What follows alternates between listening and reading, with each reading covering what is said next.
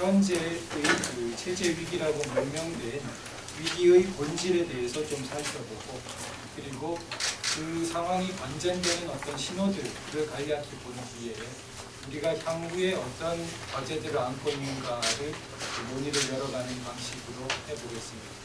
상당 부분은 그 현재 위기의 본질을 파악하는 부분에 대해서 좀 할애하도록 하겠습니다. 그러면 먼저 서원격으로 저는 현재의 시기가 대각성을 요청받고 있는 시기라고 생각됩니다. 이것은 한편으로는 대부흥이 기대되는 시기이기도 합니다. 그렇게 생각됩니다. 이것은 한반도 통일의 길목에서 어쩌면 필연적으로 마주쳐야 되고 통과해야만 하는 어떤 길목이 아닌가, 이런 느낌과 생각을 가집니다. 이러한 그 과제는 길게는 우리나라 영정조 이래의 200년의 어떤 근대화의 숙제, 그리고 짧게 보더라도 영국 이래 70년의 어떤 우리나라 근대국가의 완성이라는 그 역사 과제에 종지부를 찍을 시점이 다가오고 있는 것이 아닌가, 이런 느낌을 가지고 있습니다. 따라서 이러한 시기에 모두 모이신 우리 훌륭하신 대통령들이나 애국 시민분들의 정신적인 고향이 특별히 요청된다, 이런 생각을 가져봅니다. 청와대에 계신 박근혜 대통령뿐만 아니라 여기 모인 많은 분들이 작은 하나의 국부들, 우리나라의 이승만 대통령이 큰 곳이라면 오늘날 여기 모이신 많은 분들도 각자 모두 우리 작은 이승만이 되어서 우리나라의 새로운 파운딩 파더스가 되어야 되는 어떤 사명들을 부여받고 있는 것이 아닌가, 그렇게 감히 생각해 봅니다.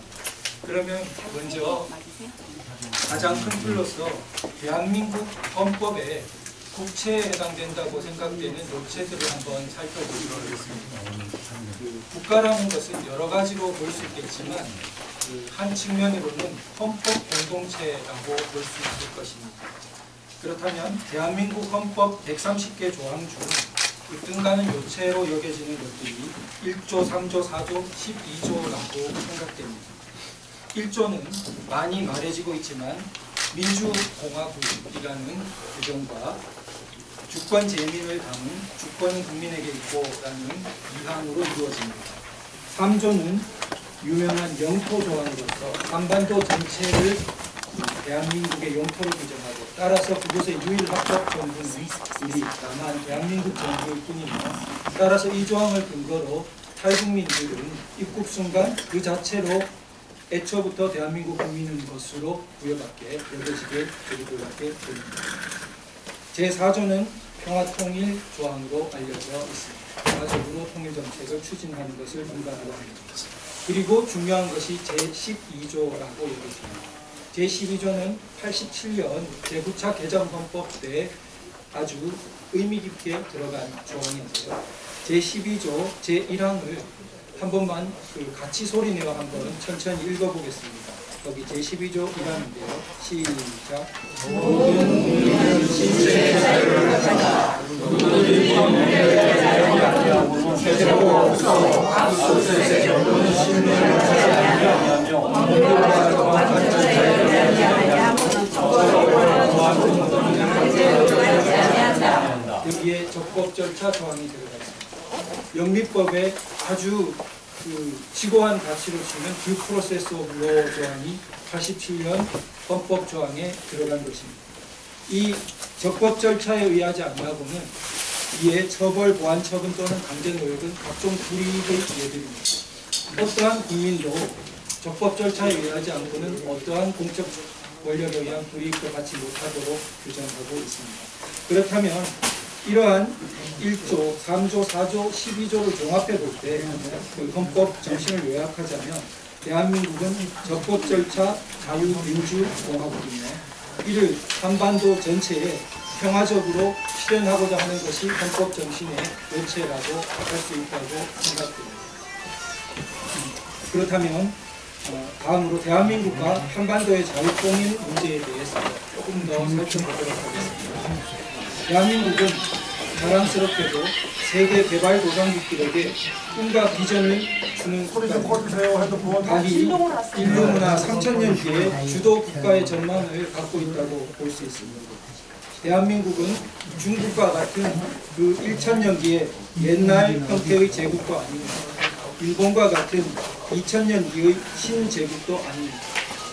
역사의 기적처럼 어떠한 침공과 수탈도 없이 은둔했던 나라에서 세계 10위권의 중강국으로 등장했습니다. 반면 한반도 북단의 전체주의는 역사상 유례를 찾을 수 없을 정도의 사이비 신정 구축을 한 곳입니다. 그리고 게다가 그 유일 사상이 지배하고 있는 그곳에 가공할 핵무장까지 더해져서 그 체제 붕괴가 단지 민족적, 지역적 문제만이 아니라 인류사의 과제로 대두되고 있는 극단한 대립을 보이고 있는 지역입니다. 따라서 대한민국에 의한 한반도의 자유통일은 식민지로까지 전락했던 변방의 전근대 왕조국이 근대적인 건국, 산업화, 민주화를 거쳐서 마침내 통일된 선진 강국에 도달하는 역사적 신기원을 이룩하게 될 것입니다. 지나간 역사를 살펴볼 때 건국 헌법의 사유재산권이 세계적인 산업화의 기초가 되었습니다.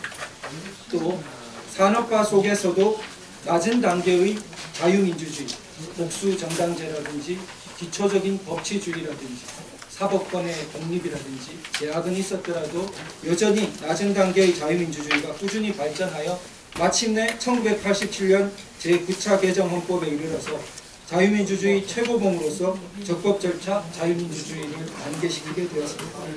우리는 이 선진 문명을 진작시켜서 인류사 최악의 인권지대로 남은 한반도의 북단을 평화통일된 적법 절차 자유민주공화국으로 이끌 헌법적 사명을 부여받고 있다고 여겨집니다. 그런데 오늘의 위기가 왜 닥쳤느냐? 박근혜 대통령의 현상 타파 추진과 깊은 관련이 있다고 여겨집니다. 자, 그러면 남북관계의 기존 40년간의 틀은 7.4 남북공동성명 이래 평화공존 교류협력의 기조가 관철되어 왔습니다. 역대 정권은 그 성향을 불문하고 현상관리에 치중된 정책이 유지되어 왔습니다. 그런데 최근 북핵 위협이 현실화되고 북정권의 모순이 중대되고 자유통일을 향한 국내외적 역량이 성장되는 것 등을 배경으로 해서 박근혜 대통령은 40여 년에 걸친 현상관리 정책에서 한반도 현상타파 정책 방향으로 이동을 본격화했습니다. 이것이 나타난 구체적인 예들을 살펴보면 국민들에게 통일 담론이 활성화되도록 유도했습니다. 통합진보당을 해산했습니다. 개성공단을 폐쇄했고 원칙에 입각한 대북 정책을 보수했습니다. 이러한 것들로 말미암아서 자유통일의 기운이 팽창함과 동시에 이를 저지하려는 세력에게는 극단적인 위기감이 고조되었다고 할 것입니다. 우리가 지난 역사를 돌아볼 때 역사적 분기점에 도달했을 때는 주관적인 희망만으로 제3의 길을 창출할 수 없다는 것을 뼈아프게 생각하게 됩니다. 해방 공간에서 결국은 이승만 대통령 대 김일성의 구도가 될 수밖에 없었던 것처럼 말입니다.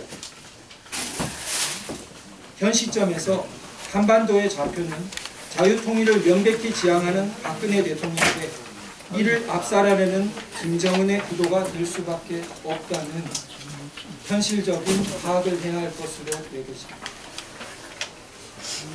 그렇다면 지금 현재의 대각성의 문제에 대해서 다시 한번 살펴보겠습니다.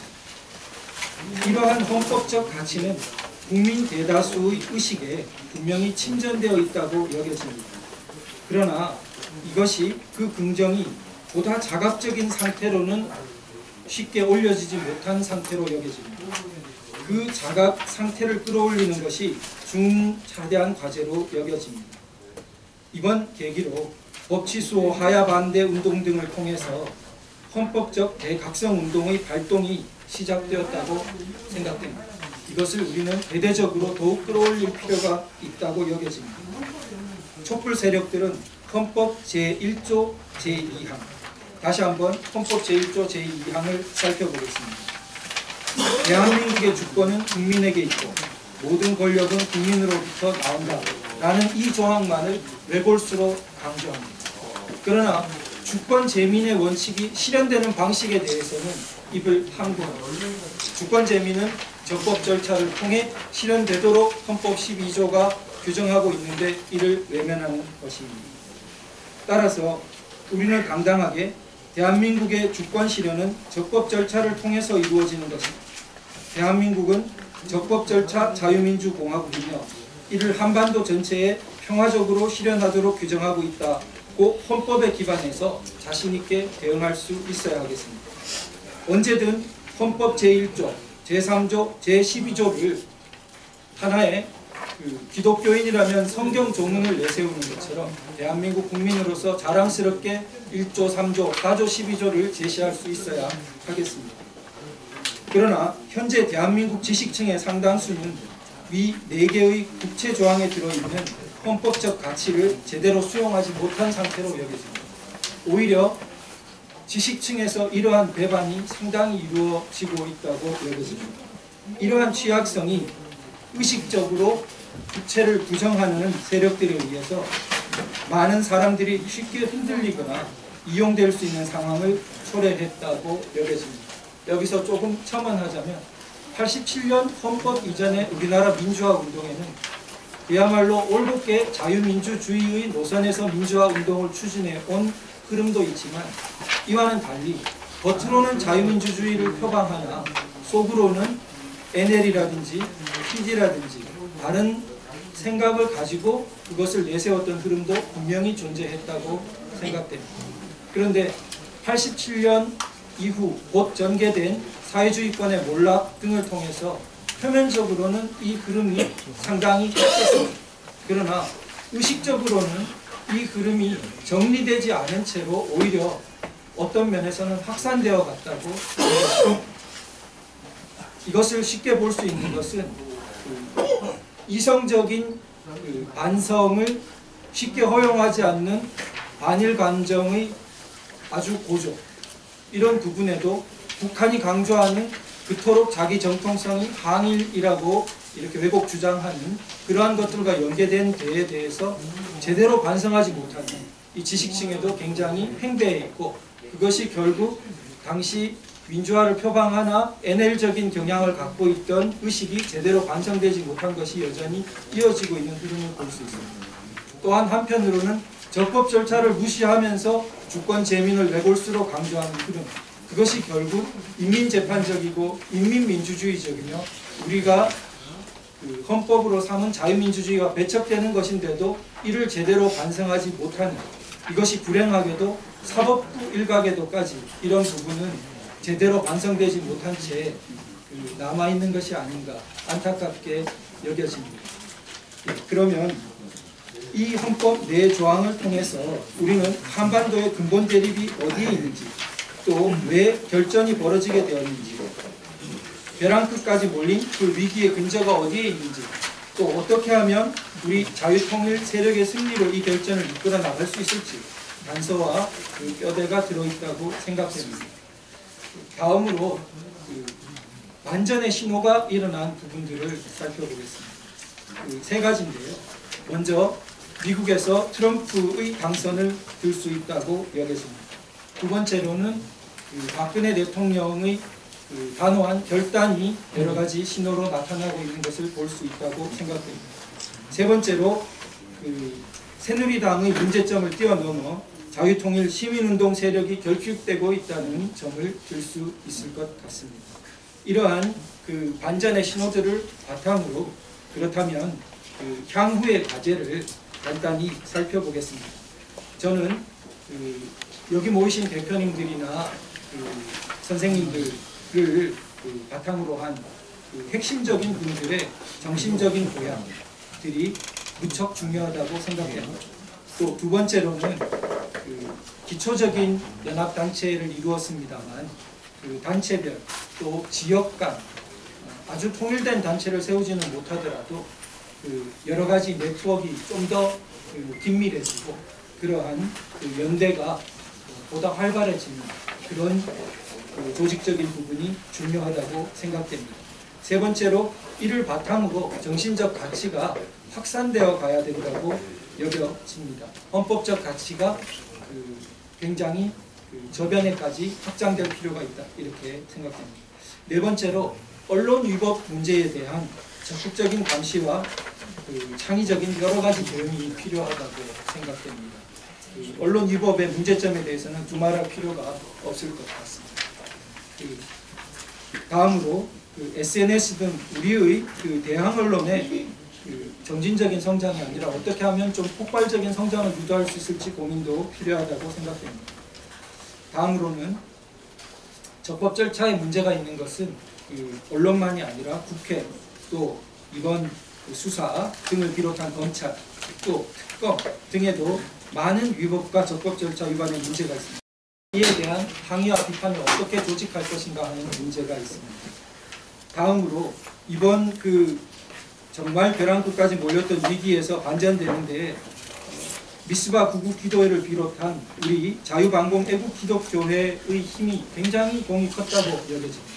참으로 외롭고 아무 것이 기댈 데가 없다고 여겨진 곳에서 대중집회가 구국기도회를 통해서 힘을 보여줬고 앞으로도 이런 부분은 적극 연대하여 구국기도회와 애국민들과 함께 가야 될 부분이라고 여겨집니다. 기타 집회 및 종합대책에 대해서는 여러 선생님들께 토론을 드리도록 하겠습니다. 이상으로 간략한 발제를 마치도록 하겠습니다. 감사합니다.